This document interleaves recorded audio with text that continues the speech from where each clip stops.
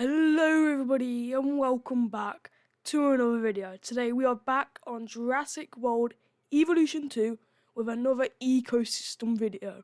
Today we are going to be making a forest ecosystem. So stay tuned to the end to see how that would look. It started off like it always starts, by placing an arrival point and 2 hatcheries. Then obviously connect them all by paths. Then put a fence surrounding it. And always put a mountain wall making sure that it is covered. And now you can't even tell it's there. Now time to work on the actual ecosystem. My plan was to have a big watering hole with many little rivers branching out. And of course, lots of trees. So without further delay, I'm just going to get straight onto it. I then started making the first big lake. It would be where all the animals would meet and have a drink.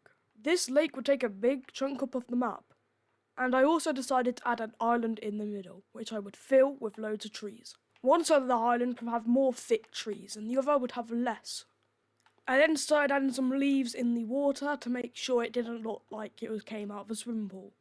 I then started working on the first river leading out. It's going to be quite a thick one, but not necessarily very long. The rest of the streams were going to be little tiny ones. A lot of these rivers would normally lead back to the actual lake or another lake. I then got to work on the next part, which was going to be the flats. This was going to be the herbivore vegetation area. The flats would consist of many types of leaves for the herbivores to eat, like all the basics, ground leaf, ground fibre. These flats would be more of a home for herbivores rather than carnivores. I then worked on adding a bit of texture to the ground by placing hills and holes. Not too excessive, just making sure it looks a lot less simulated. I worked on this for quite a bit, just dotting them all around. I then worked on the rocks and I decided to add tiger. They looked like they'd fit this area the most. I really like using rocks because although they do take quite a while, they add a lot of that less crafted feel. It feels a lot more nature-like. I then extended it out a bit more to meet with the river. I then tried to start fading it into a bit of a forest. And this is what the fading turned out like. I then worked on a bit more of a thicker area of the forest where dinosaurs would have to go to hide. And I spread this out quite far. With it being a forest, it means I need a lot of trees. I then worked on some clearings and some parts that would have less trees. I then put a layer of slim trees along the outside.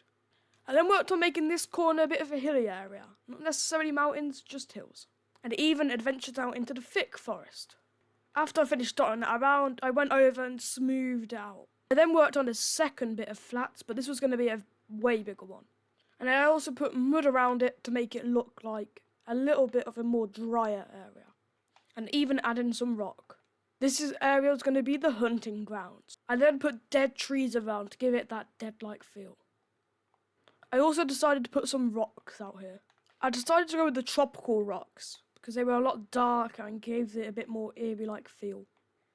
This area would be home to most of the carnivores in the ecosystem, and a special guest, making a return for the 4th time, prehistoric goats. It's now time to stop messing around with prehistoric goats and work on more of the ecosystem. On this side, I made sure not to add too much vegetation, otherwise it wouldn't really fit. But I still wanted to add some with it being a forest and a lake. So next to the water, there'd be a thick layer of trees surrounded by low hydration needed plants. And when it branched over here, I added more thick forest. Then on the second island, I decided to do something a little different. Instead of normal trees, it'd be tall leaf and ground leaf. Different type of trees, but still technically trees. How many times did I just say trees? And this is the ecosystem so far. If you have enjoyed so far, please subscribe and comment down below what your favourite dinosaur is. I would like to know. And if you're lucky, I might put it on the name of the newest creature added in my next ecosystem. I now had to work on this last little bit here. It's a little island. And what I decided to do for this one, is because I hadn't used it yet, was groundnut and tallnut. This was a bit more of a vibrant colour plant, and I actually quite liked it. I was going to mix in some other ones that don't look bright green and stick out like a sore thumb. To do that, I added a bit of light forest, mixing in between it, along with ground leaf as well. And then just to finish off, I went around and making the ground a bit more uneven rather than just all flat. And this took me a while, so I'll see you when I'm done. And this was the ecosystem, fully finished, apart from some finishing touches that I may add after. The next thing, the dinosaurs. When deciding what dinosaurs to add to this ecosystem, I already had quite a few in mind. And if you didn't know, what I like to do is go with what I think would live there or would look good there. Not necessarily what did live there. If you'd like to see me do one like that, I can if you want. I first got to work on the carnivores. And the final picks for these batch were on screen now. We have the Allosaurus, Albertosaurus, Ceratosaurus, Utahraptor and Velociraptor. And then worked on the herbivores. The final picks for batch 1 of the herbivores were Stegosaurus, Nasutoceratops, Pachycephalosaurus, Gallimimus, and a Dreadnoughtus. And what I usually do with these things, I don't pick where they go. To make it that more natural feel, I let them decide where they want to live. They all get released through the same hatchery. The first one to be released were the Allosauruses. They were a group of 3, all with matching spots and the same colour grey. These 3 would be killing machines if we did a battle royale. Let me know if you want to see that. We also released the Albertosauruses. And then the Ceratosauruses. The raptors were released, both Utah and normal Velociraptor. It was now time to release all the herbivores, starting off with the Stegosaurus.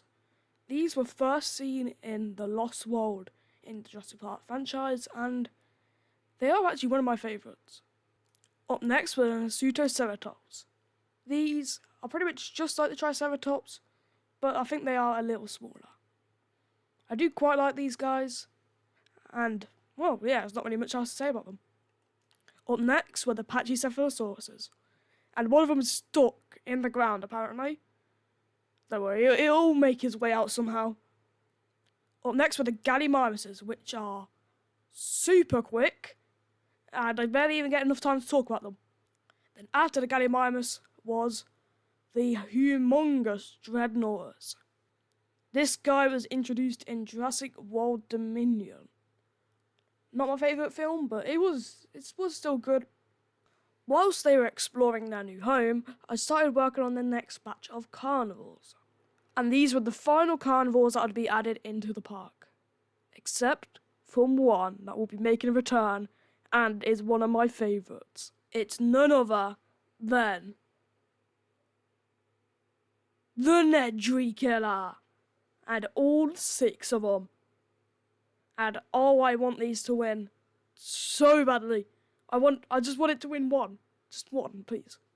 Up next to be released was a Giganotosaurus. I accidentally released 2 of all of the apexes as well, so I'd have to get rid of 1, because I don't think we want 6 apexes roaming the land. Up next were 2 Tarbosauruses. And I think I might change my mind. I might keep them. I will decide whether to get rid of one of them for the actual Battle Royale. But for now, we're having 2 of each. Then the final carnivore to be released is T-Rex, the Dominion version. I just love feathered T-Rex. And I wanted one in the Jurassic franchise ever since I started watching it. Now time to work on the last batch of herbivores. The first one to be released are Dryosaurs. Pretty much small lunch boxes for most carnivores. And in a battle royale scenario, they are most likely going to come first, of course. Look at these powerhouses. Up next is another one that can't fight back, but it's a big lunchbox, Edmontosaurus. These, I just really thought they would suit the biome, although they have nothing to do apart from run and get eaten. It's still really nice seeing them in the biome. Next is something that can definitely fight back, the Iguanodon. These are massive herbivores and they've got really big thumbs. Then release 6 ankylosaurs after. And that is all the work I have done on the ecosystem. Now it's time to get a quick overview of how the dinosaurs are getting on.